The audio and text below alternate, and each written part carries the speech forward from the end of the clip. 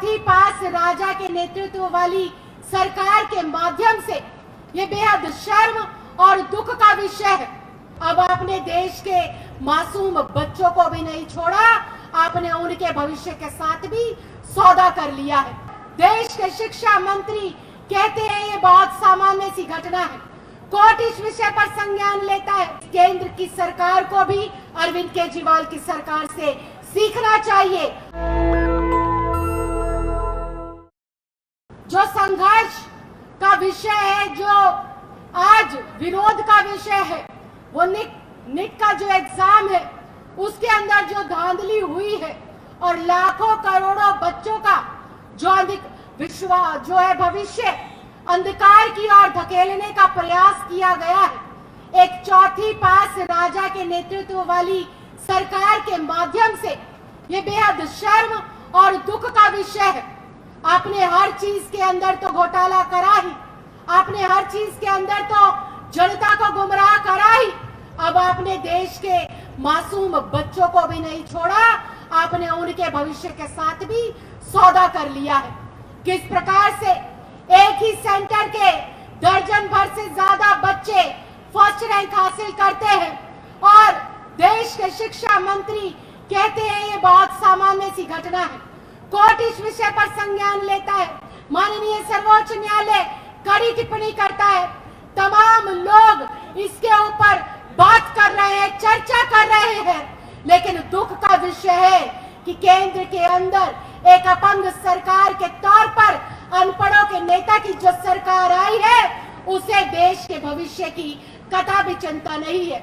उनको हर विषय पर बोलने का समय है, लेकिन देश के लाखों करोड़ों बच्चे जिन्होंने मेहनत कर कर अपने गरीब माँ बाप के सपने पूरे करने के लिए दिन रात पढ़ाई करी और अंततः उनकी पढ़ाई भी घोटाले का शिकार हो जाती है, घोटाले की भेंट चढ़ जाती है। तो मैं आज इस मंच पर यहाँ पर इसलिए मैं इकट्ठी नहीं हुई कि हम लोग राजनीतिक बात करें। हम लोग यहाँ पर इतनी गर्मी में, तपती हुए धूप में इसलिए इकट्ठा नहीं हुए हैं कि हम लोग सिर्फ चार बातें कहकर अपने कार्यक्रम को यहाँ विराम कर दे, बल्कि आज हमें यहाँ से हुंकार भरनी है।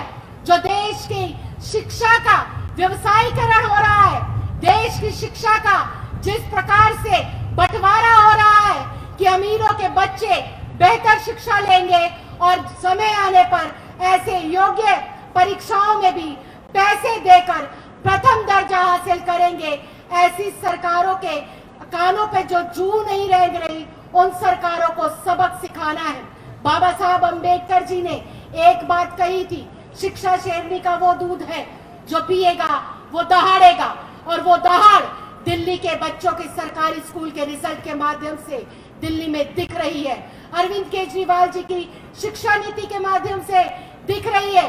डॉक्टर भीमराव अंबेडकर जी की शिक्षा नीति को आगे बढ़ाने का काम जो अरविंद केजरीवाल जी की सरकार कर रही है, मुझे लगता है इस केंद्र की सरकार को भी अरविंद केजरीवाल की सरकार से सीखना चाहिए और तुरंत प्रभाव से संज्ञान लेना चाहिए इस धांधली का, इस घोटाले का। उन तमाम बच्चों के भविष्य को प्रथम रखते हुए, बाकी सब चीजों को पीछे रखते हुए हमें हर एक उस विषय पर, हर एक उस अपराधी के बारे में, हर एक उस आरोपी के ऊपर कड़ी से कड़ी कार्रवाई करनी होगी जिसने इतना संगीन जुर्म किया है, और वो पुनः ऐसे जुर्म को ना दोहराए। इस तरह के एग्जाम्स के अंदर भविष्य में धांधली ना हो, इसके लिए मेरी केंद्र सरकार से गुहार है।